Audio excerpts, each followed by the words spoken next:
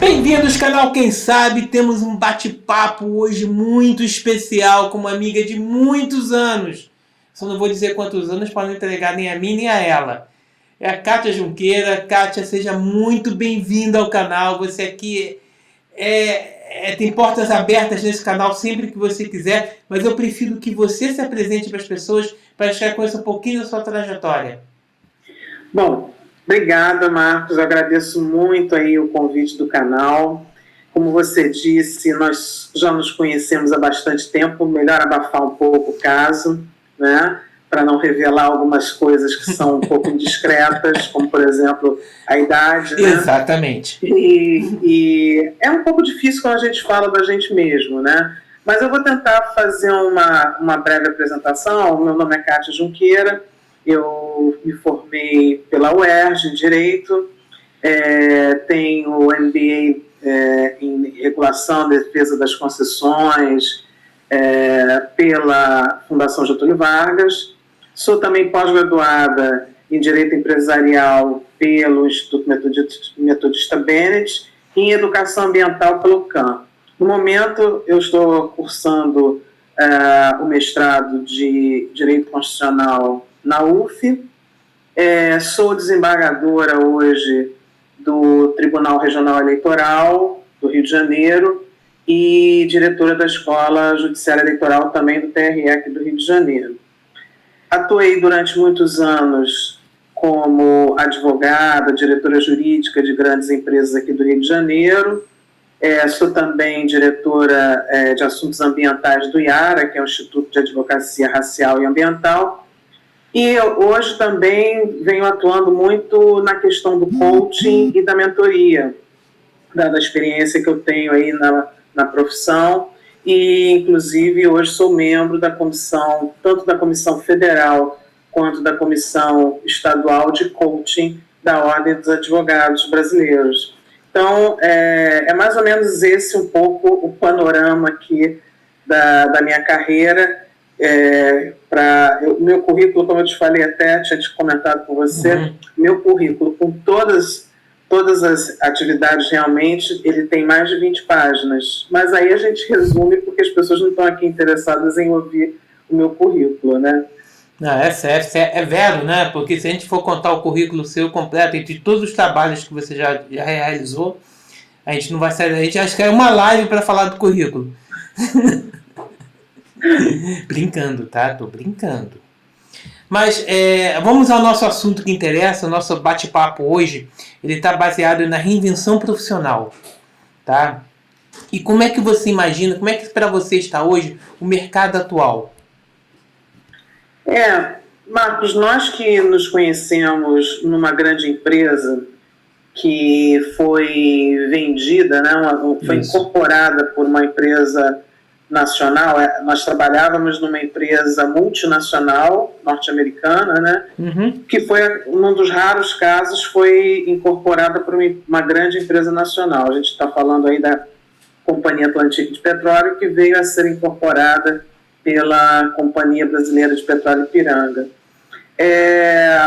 Na época em que a gente trabalhou na Atlantique, ainda nós chegamos a pegar um pouquinho o tempo em que as pessoas realmente entravam numa empresa e permaneciam, se fossem, se evoluíssem, fossem bons profissionais, ficavam lá a sua vida inteira até a época da aposentadoria, né?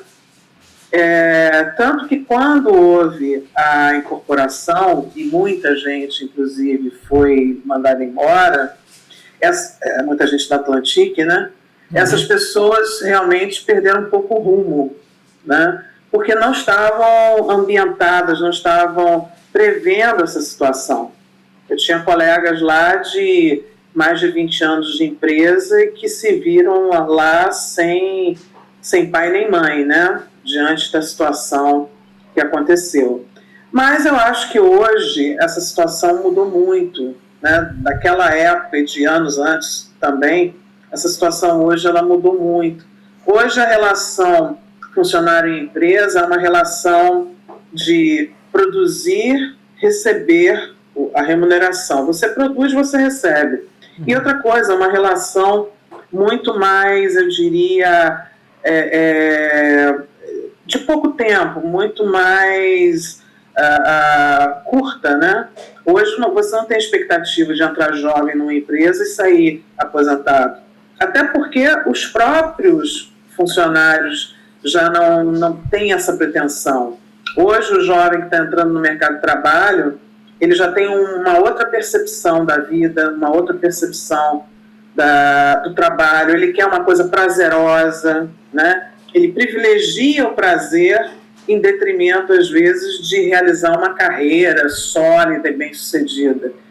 Óbvio que as pessoas querem, sim, remuneração, mas hoje eu acho que a juventude, os jovens que estão entrando no mercado de trabalho hoje, eles têm uma visão mais inteligente, né? A visão de que eles querem trabalhar, mas eles querem ter prazer.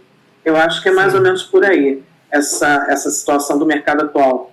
E as empresas, eu acredito que o emprego formal, como nós que já estamos no mercado há mais tempo conhecemos, eu acho que essa situação vai ser bastante alterada ao longo dos próximos anos, já está sendo alterada, inclusive a pandemia veio também, acredito eu, a intensificar essa mudança, e acho que isso vai mudar muito. Acho que as relações vão ficar mais pontuais, as contratações mais por tarefa, por trabalhos, e essa relação empregatícia, como nós a conhecemos ao longo dos últimos anos, eu acho que isso vai mudar bastante. Uma coisa que você falou agora, né, a gente está falando do mundo atual, né, a gente já vive as relações trabalhistas mudaram muito, né, dentro da perspectiva de 2020 para cá. Nós hoje vivemos um mundo híbrido, podemos assim dizer, né? Hoje home office não é apenas uma tendência, uma realidade. Eu digo que sempre que isso é uma realidade. E é uma realidade que, por mais que as pessoas achem que vai ser uma moda passageira, eu acho que veio para ficar. Eu não sei se você viu agora, uns dias atrás, a quantidade de demissões nos Estados Unidos, de pessoas voluntariamente se demitindo por conta que a empresa queria que ela retornasse para o modo de vida tradicional e ela não queria. Ela gostou do modo de trabalhar dessa forma. Você acredita mesmo que a nível Brasil esse trabalho híbrido ele vai ser uma realidade ou simplesmente ele vai ser forçado a voltar ao que era antes? O que você imagina? Não, claro que com as eventuais necessárias exceções, eu acredito que as demais empresas, os demais empresários, eu acho que eles identificaram, inclusive, com a questão da pandemia, oportunidades, né? Oportunidades de redução de custos, né? Redução de custos de aluguel, de espaços, né? De energia, enfim, de material de escritório. Eu acho que houve essa identificação dessa oportunidade. Eu acho que os empresários vão se aproveitar disso, porque, em última análise, o empresário quer realmente otimizar esses custos para melhorar sua produtividade e os seus lucros, nada de errado nisso, né? E então eu acho que isso, pelo lado das empresas, vai acontecer dessa forma. E pelo lado dos funcionários, como você bem colocou aí, esse exemplo das pessoas que não querem mais conviver com aquele período de full-time, trabalho full-time, né? Eu acho que ou os prestadores de serviço ou podemos assim chamar, os funcionários, os empregados, eu acho que eles encontraram nessa questão do trabalho remoto uma fonte de vários benefícios, mas eu vou até me reservar o direito de falar também sobre o que eu vejo também de prejuízos, tá? Mas eu acho que eles verificaram muitos benefícios, por exemplo, a oportunidade de conviverem mais com suas famílias, com seus filhos, acompanharem mais o crescimento. Eu lembro que nos últimos anos de trabalho em empresa, eu, durante bastante tempo, trabalhava de 10 a 12 horas por dia, né? Então, eu chegava já em casa cansada e o meu tempo livre era mais assim, eventualmente final de semana, ou então eu varava a madrugada fazendo alguma coisa minha particular, porque era inadiável. Então, assim, eu vejo que os próprios empregados economizam tempo de deslocamento também de trabalho, né? Além dessa questão toda. Agora, eu vejo também uma questão que deverá ser enfrentada pelo legislador, né, trabalhista, inclusive, que é a questão de que hoje muita gente que também trabalha em casa está tendo também uma obrigatoriedade de dedicação muito grande. Então, por exemplo, eu vejo o meu filho mesmo, quando estava trabalhando numa das últimas empresas aí, ele ficava até tarde, ele não conseguia almoçar direito, porque isso tem que ser melhor regulamentado. Como controlar esse tempo, né? Porque senão também tem o outro lado, a empresa pode acabar forçando o funcionário prestador de serviços a uma sobrejornada, né? Exaustiva, cansativa, e se aproveitar de uma mão de obra importante, né? Então, eu acho que a gente não tem como retroceder, isso é um caminho sem volta, mas alguns questionamentos, alguns detalhes deverão ser melhor observados e regulamentados pelos legisladores para evitar o prejuízo ao trabalhador, né? Ou seja, tem que ter umas amarras na lei, né, para que você freie determinadas ações e consiga garantir determinadas garantias é ótimo, mas garantir determinadas direitos. Né? Perfeito. Eu acho que é por aí, né? Em que você muda, vamos dizer, você vai mudar. O mundo mudou. Hoje a gente sabe que, às vezes, nem tanto CLT está no mercado, você tem muito mais PJ. Sim. Principalmente na minha área. Na minha área de TI é muito mais PJ. Eu acho que isso não tem volta. Eu também considero. E para muitas pessoas é até mais vantajoso, em determinada forma, porque sendo PJ você pode abrir contrato com N empresas. Né? Independente de você não precisa mais ficar preso com uma empresa só, você pode abrir contrato com N empresas e depois você passa a ter ganhos variados. Né? Óbvio, você vai ter um trabalho talvez dobrado, mas você passa a ter um ganho melhor, talvez, nesse sentido, se a gente puder colocar da situação. Mas... Então a gente pensa o seguinte... Eu até, Marcos, até te dou um outro exemplo também com relação a essa questão da mudança radical que houve com a pandemia, né? A questão dos colégios, das universidades. Antigamente havia um preconceito muito grande da academia contra o ensino à distância, o EAD, né? Sim, hoje, ao contrário, eu que estou fazendo o mestrado em Direito Constitucional na UF, eu percebo que aquele inicial preconceito que existia, porque foi justamente a minha turma, foi a turma que inaugurou isso na UF, na época, eu percebo que os professores estão muito mais adaptados e reconhecendo nessa forma de ensino à distância uma ferramenta positiva para a disseminação do conhecimento, entendeu? Sim. Eu vejo que a academia agora mudou um pouco esse pensamento que era um pouco preconceituoso em relação à questão do ensino à distância. Isso também é um ponto. Hoje as crianças ficaram aí bastante tempo estudando em casa. Claro que tem o outro lado, né? O outro lado da falta de convivência com colegas, com amigos. Isso é algo que faz muita falta. e também tem a ver até com network, né? Mas, enfim, a gente vai ter que equilibrar um pouco mais isso aí ao longo dos próximos meses e talvez até dos próximos anos, né?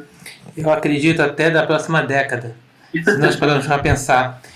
Você falou uma coisa agora bem interessante do networking, uma coisa que eu tenho visto muito acontecer agora no mercado é a criação de muitos grupos profissionais.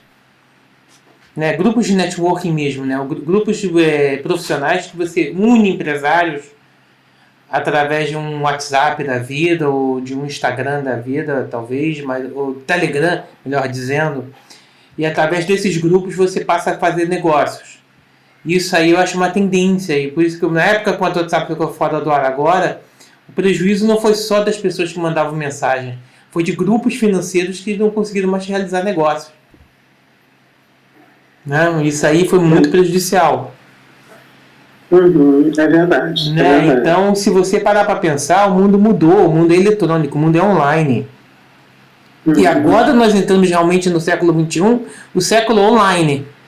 Né? Então, se a gente parar para pensar, e como a gente falou, o profissional tem que se reinventar, né, Kátia? O profissional tem que mudar, né? Sim, sim. Eu acho que, por exemplo, eu te dou até o meu exemplo, né? Eu trabalhei aproximadamente 30 anos, mais de 30 anos, um pouco, os primeiros 4 anos após a faculdade em escritórios e depois o restante da jornada da vida profissional em empresas de grande porte, departamentos jurídicos, né? Eu, inclusive, como eu falei, foi lá que a gente se conheceu. Exato. E hoje eu deixei essa carreira na atividade privada, em departamentos jurídicos, claro, né? E hoje eu sou desembargadora do TRE, quer dizer, já no meu segundo mandato, que até ressaltando que é mandato, e eu tenho meu escritório de advocacia e também entrando em novos rumos, novos campos do direito, trabalhando com coaching, com mentoria. Então, assim, você realmente, você não pode parar. Eu sempre brinquei que a gente na vida tinha que ter uma visão espiritualista da empresa, né? Ou seja, existe vida além da empresa. Exato. E aí, com isso, realmente, na prática, isso aconteceu para mim. Eu acho que o profissional ele tem que ser realmente aquele ser, né? Que ele se adapta, é adaptável às realidades que se apresentam na vida. E foi assim que aconteceu comigo. Hoje eu estou desembargadora, e é bom que se diga que eu posso advogar em todos os segmentos do direito, com exceção do eleitoral. Outro esclarecimento importante é que a desembargadoria do TRE, ela tem um mandato. Eu sou membro jurista, não sou desembargadora de carreira, sou membro jurista do TRE, e com isso eu tenho mandatos, né? Então eu tive um mandato inicial de 2 anos e agora estou no meio do meu segundo mandato de 2 anos. Então, assim, a gente se adapta, e eu acho que o profissional, quando ele quer crescer, quando ele tem em mente realmente trabalhar e fazer um bom trabalho, ele acaba sendo reconhecido nos diversos segmentos onde ele vier atuar, né? Então, eu acho que é importante esse foco e essa força para a gente seguir em frente. E é o que eu procuro aconselhar e também agir dessa forma, né? Não, sim, com toda certeza. Lembrar sempre, né, que o mundo é uma roda, né? A gente vai girando, né? Então a gente vai se reinventando sempre. A gente não pode nunca estar parando, né? Então os processos trabalhistas, a forma de você mudar o seu trabalho, a forma do trabalhador enxergar como vai ser sua carreira para frente, isso tudo muda, né? Eu acho que ainda mais agora, nesse momento atual, não sei se você concorda comigo, que você vai ter que enxergar numa perspectiva bem mais atual, bem mais próxima à tecnologia atual do que você poderia enxergando há uns 5, 6 anos atrás. Né? O que você acha? Perdão. Não, claro. Não, eu acho que eu acho que o mercado de trabalho hoje é uma coisa, como ontem, né, como no passado ele era diferente. E com a pandemia, eu acho que essas mudanças todas não vão parar por aqui. Eu acho que isso já, inclusive, vinha desde antes da pandemia, né? A questão da inteligência artificial aplicada ao direito, por exemplo, eu posso falar com mais propriedade em relação à área jurídica, né? Mas em todas as áreas a inteligência artificial está entrando de uma forma irreversível, né? E eu acho que os novos profissionais, os estudantes que nos ouvem, enfim, os jovens advogados, os jovens engenheiros, eles vão enfrentar um mundo com muita competição. Sim. Muita competição e necessidade de uma atualização de profissionais multidisciplinares, né? Eu acho que hoje você não pode simplesmente dizer eu sou um advogado e isso eu não faço porque eu sou advogado.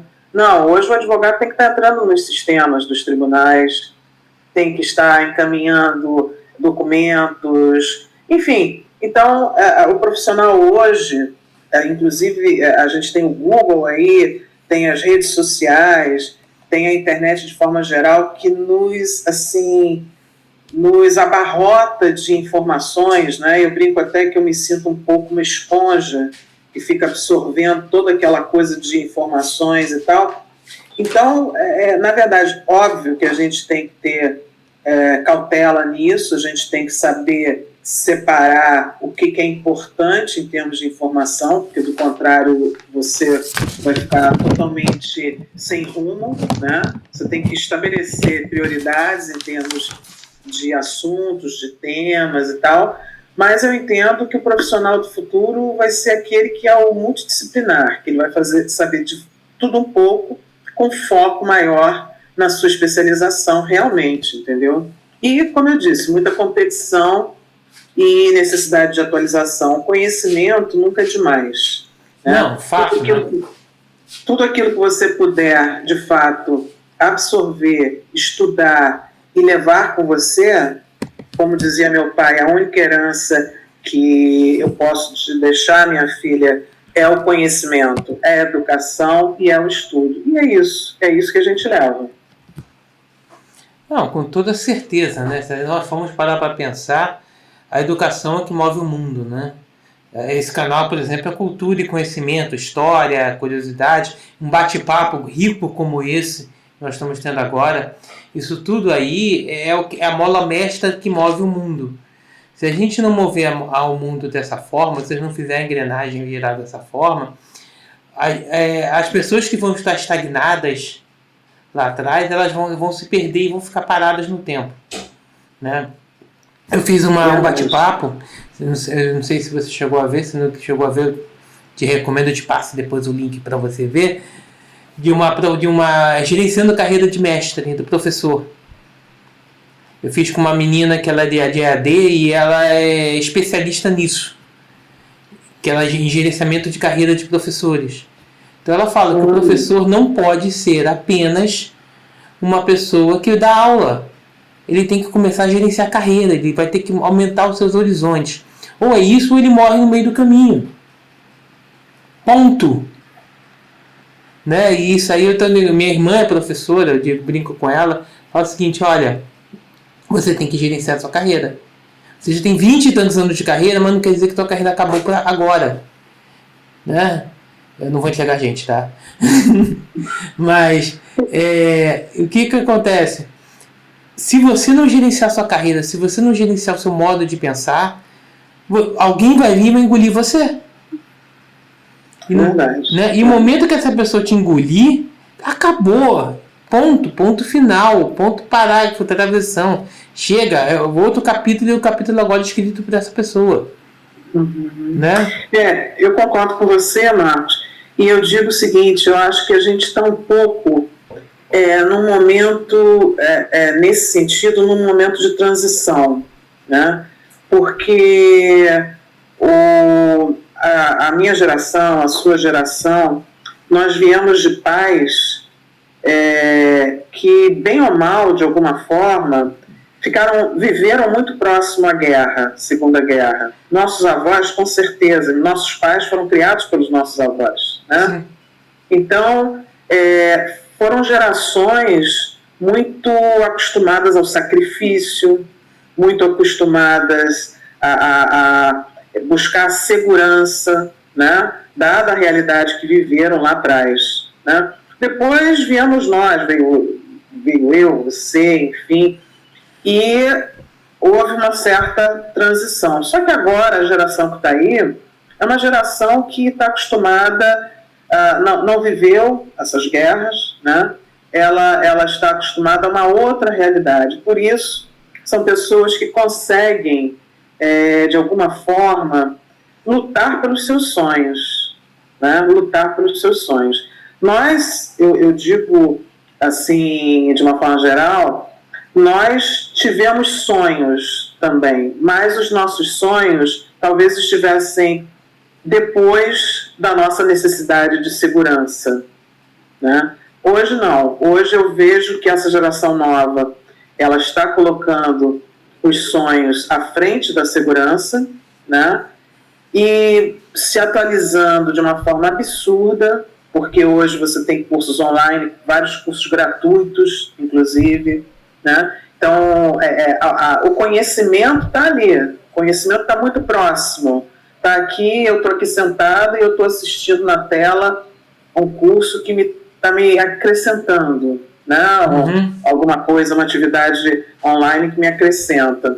E, assim, a geração minha, a geração sua, talvez não tenha ainda essa pegada que essa nova geração tem. Então, acho que realmente está havendo um período de transição, mas, ao mesmo tempo, como esse mundo está muito e vai ser ainda mais dinâmico, né, em termos de tecnologia, em termos de disseminação do conhecimento, de mudanças tecnológicas, enfim, eu acho que a geração que vem aí vai ter que enfrentar, como eu disse, um mercado bastante competitivo e vai mesmo, ou ela vai realmente desistir dos sonhos, pelo menos não na sua integralidade, ou eu não sei como é que vai ficar, porque a competição vai ser muito grande. E quem vive só de sonho, né, tem que também colocar o seu sonho na prática, vamos chamar assim. Sim. Mas eu estou muito otimista. Eu acho que o jovem hoje está muito mais aberto para as tecnologias, muito mais aberto para o conhecimento, muito mais aberto para a qualidade de vida, que era uma coisa que eu vejo que a gente não buscava, e eles hoje buscam isso. Eu acho que eles estão muito mais, talvez, no caminho certo do que nós. Você falou uma coisa agora de inteligência artificial, mesmo inteligência artificial dentro das empresas. Não sei se você viu há pouco tempo atrás daquele caso das empresas que estão agora demitindo por inteligência artificial. Chegou a ver isso? Não. Isso foi bastante interessante. Algumas empresas colocaram softwares de inteligência artificial e eles analisam o currículo e a carreira da pessoa dentro da empresa. Então o software em forma de algoritmo, ela verifica se aquela pessoa ali tem capacidade para continuar na empresa. Não tem capacidade, automaticamente ela demite. Nossa. Ela demitiu em torno de 120 pessoas num dia, se eu não me engano, numa empresa. Caramba! Só de análise. A relação empregador-empregado, primeiro que, como eu disse, eu acho que isso vai até acabar, essa condição de empregado, né? Vai ser como você falou, pessoa jurídica, PJ e tal, e eu acho que essa relação vai se tornar muito fria, vai ser muito objetiva. Olha, eu quero isso, e quando a empresa disser eu quero isso, você vai dizer, olha, então tá, por isso eu te cobro X, você quer? Ok, não quer? Tchau, e vai procurar outro, entendeu? Vai ser mais ou menos isso, eu acho. Não, eu acredito nisso também, vai ser, como você fala, por projeto, por tarefa, por demanda, né? Hoje mesmo, eu trabalho hoje em dia por demanda, né? Muitas pessoas hoje em dia trabalham por demanda, e é uma relação entre um ponto saudável e um ponto meio nebuloso porque você não sabe se amanhã você tem demanda. É verdade. Isso aqui, isso aí que é uma coisa. Fala, desculpa. Não, e eu acho também, Marcos, o seguinte, eu acho que todo esse ambiente de direitos trabalhistas, isso, a meu sentir, isso tende a acabar, né, com essa situação, com essa evolução que o mercado, de uma forma geral, vai sofrer. Eu acho que isso tende a acabar, porque, inclusive, em outros países, muitos dos direitos trabalhistas ora existentes aqui no Brasil ainda, eles não existem, né? Isso veio aí com a era Vargas, com certo paternalismo, assistencialismo e tal. Veja bem, eu estou me manifestando sem dizer que eu sou contra ou a favor disso, tá? Sim, eu só estou dizendo que a realidade foi essa. Não, é o mundo real. Foi uma visão um pouco paternalista da era Vargas, né? E que isso foi se mantendo ao longo dos anos e das gerações, mas isso não existe em outros países. Muitos dos direitos que a gente tem, a maioria dos direitos que a gente tem aqui, né? Nos Estados Unidos... Oi, desculpa, fala. Nada. Não, então eu acho que a tendência é que com essas novas tecnologias, com essa nova relação de trabalho do mercado aqui no Brasil e no mundo inteiro, que também veio a se acentuar com a pandemia, que a tendência é nós chegarmos no mesmo nível dos outros países, em que a relação é muito mais objetiva e prática. Olha, trabalhou, ganhou, não trabalhou, ponto, entendeu? E que não haja esses direitos como fundo de garantia. Eu acho que isso tende realmente a acabar. Multa por rescisão do contrato, enfim. Eu acho que isso são coisas que, pelo que eu tenho observado, a tendência é isso ser considerado um paternalismo e um assistencialismo, e que isso acabe realmente não mais existindo, né? A gente vai modernizar as relações trabalhistas. Isso aí é uma coisa que você pode tentar bloquear o máximo possível, mas você não vai poder fugir. Você, na verdade, você vai ter uma hora que você vai ser obrigado o mundo vai pedir para você que você seja obrigado a fazer isso, até para poder diminuir o seu custo. Você começar a atrair empresas e começar a atrair trabalhadores até de outras regiões. Senão você não atrai, né? Sim. Se você tem um custo alto para você manter um funcionário, você não atrai grandes empresas. A empresa vai para onde você tem um custo menor. Você também não movimenta a economia, né? A empresa não produz e não movimenta a economia. É uma roda, né? É uma roda que não tem início nem fim. A coisa vai funcionando dessa forma. O brasileiro ele está muito acostumado, Kátia. Eu vejo isso muito, né? Eu vi muito, nossa geração viu isso e as gerações subsequentes viram também. O brasileiro está acostumado com imediatismo. Ele está acostumado com ele ganhar rápido e muito. Ele não está acostumado a ganhar em volume. Né? Isso aí é uma coisa que o americano aprendeu. O americano tem um mercado consumista muito forte. Por quê? Porque ele ganha em volume. É o ganho de escala, né? É o ganho de escala. Então, no momento que você faz um ganho de escala, você, em verdade, você fatura mais do que o... Eu estava falando agora, por exemplo, eu estava vendo um pouco, eu estou fazendo uma série de episódios sobre o Segundo Reinado. Né? Eu vou falar, vai desde a infância até a saída de Pedro II aqui do Brasil, mais detalhada e feita através de livros. Não é pesquisa de internet, não. É pesquisa em livros. Cada livro, 300 páginas cada um. Cada maçaloquinha daquelas. 300 não minto. 500 páginas cada maçaloquinha. Nossa! Eu tive vendo com vários detalhes. Levei muito tempo fazendo essa pesquisa. Então tem uma coisa, por exemplo, na abolição da escravatura, um dos medos que o próprio imperador tinha na época, ele queria muito fazer, mas ele tinha um medo de você estourar a economia do país. Que 60% da economia do Brasil era de agricultura e baseada no trabalho escravo.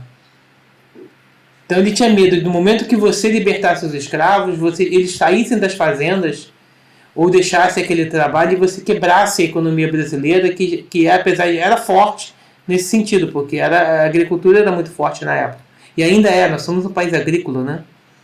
Nós somos um país do agronegócio. A gente não pode Exatamente. deixar isso para lá.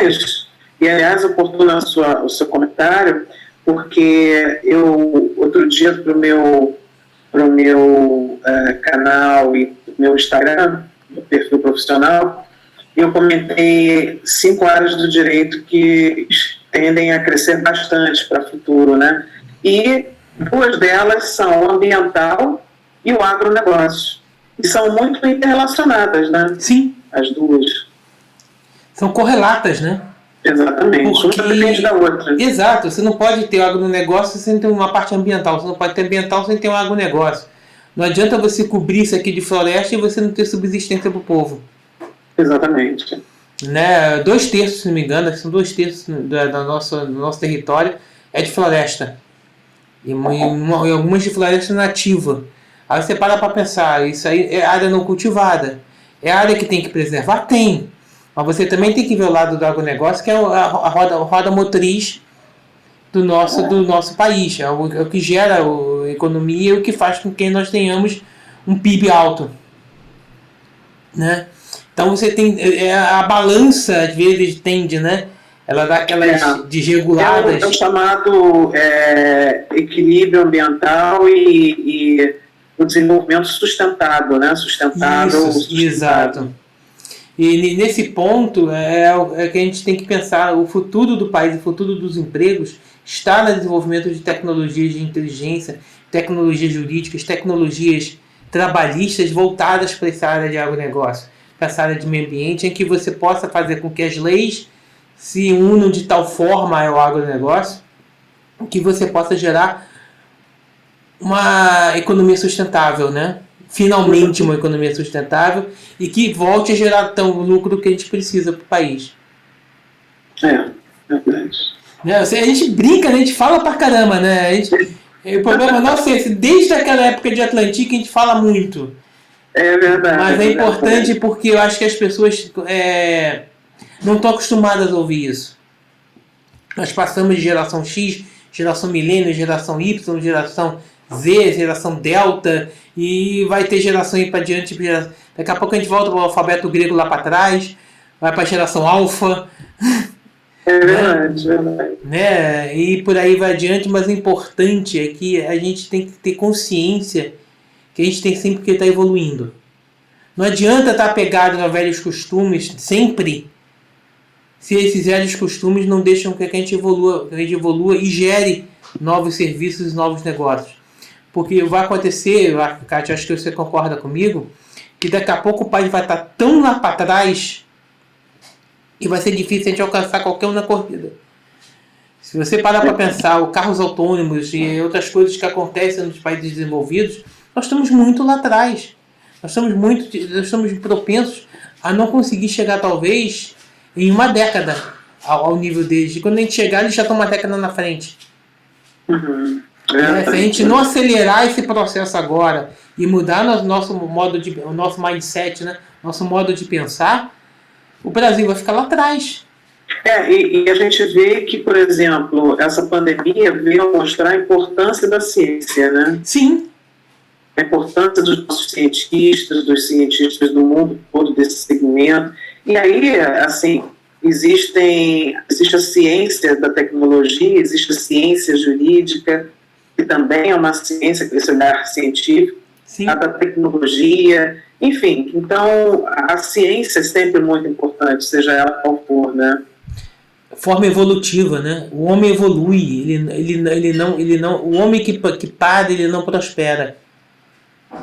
Exatamente. O homem tem que estar sempre evoluindo, sempre crescendo, sempre mudando sua forma de pensar, sua forma de ser. Eu não vou prender mais você. Você daqui a pouco vai brigar comigo e eu não quero que você brigue mais comigo. Tá? Gente, o papo hoje foi com a Kátia. Eu acho que se vocês quiserem mais algum papo sobre esse... Eu queria só... Fala então, fala. Só umas palavras finais. A gente vai falar palavras finais ainda, mas vai, fala aí. Eu queria convidar todos do seu canal, que assistirem também o seu canal do YouTube, essa nossa vídeo aqui. Eu gostaria de convidá-los para curtirem lá o meu perfil profissional no Instagram, katiajunqueira.jus, E lá vocês vão encontrar o meu canal no Instagram também, onde eu estou produzindo conteúdo jurídico e também falando sobre o trabalho que a gente vem desenvolvendo aí nessas áreas de coaching e mentoria. E eu vou dar uma pincelada, tá? Para vocês que estão assistindo a gente. Ela é uma sumidade no assunto, tá? Não é por ser minha amiga não, tá? Mas é uma das pessoas... Você é gentil. Né? Ela é uma pessoa que tem bastante conhecimento e não chegou aonde chegou à toa. Ela chegou por sua capacidade, por seu intelecto e por mostrar que ela é realmente uma pessoa de qualidade. 99% transpiração e 1% inspiração. Sempre. Sempre. O suor vem primeiro. Depois que vem, às vezes, o conhecimento, toda a nossa capacidade. Mas o suor vem primeiro. É sempre assim, não adianta. Não tem como ser diferente disso. Kátia, muito obrigado mesmo pela sua presença.